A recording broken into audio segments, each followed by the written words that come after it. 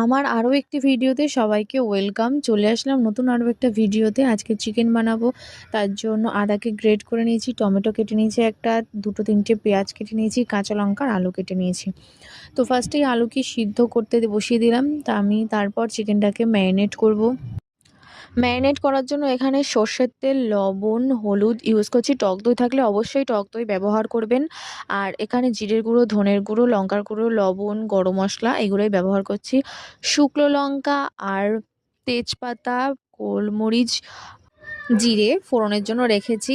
আর একটা টমেটো, ৫-৬টা কাঁচা লঙ্কা, দুটো তিনটে পেঁয়াজ কেটেছিলাম, আর ৬-৭ কোয়া রসুন, ৩-৪টে শুকনো লঙ্কা দিয়ে আরেকটা পেস্ট বানিয়ে নেব।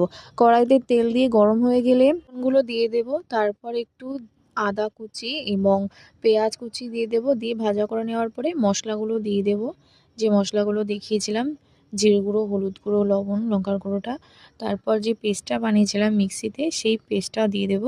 ভালো করে নাড়িয়ে চাড়িয়ে নেওয়ার পর যখন মশলা থেকে তেল ছাড়িয়ে আসবে তখন চিকেনটাকে এর মধ্যে দিয়ে দিতে হবে। চিকেনটা দেওয়ার পর ভালো করে কষিয়ে নিতে হবে।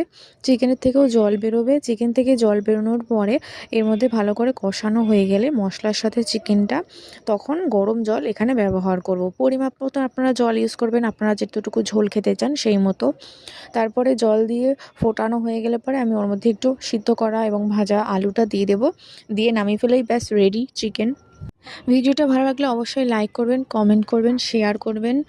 আর এইভাবেই প্রথম চিকেন রান্না আমি শিখেছিলাম আমার মায়ের কাছ থেকে। আপনার বাড়িতে অবশ্যই ট্রাই করবেন এবং ট্রাই করে কেমন লেগেছে আমাকে অবশ্যই কমেন্টে জানাবেন। ভালো থাকবেন, সুস্থ থাকবেন। আর রান্নার সময় সবসময় ডেকে ডেকে রান্না করবেন। একটা ভালো টিপস দিয়ে দিলাম।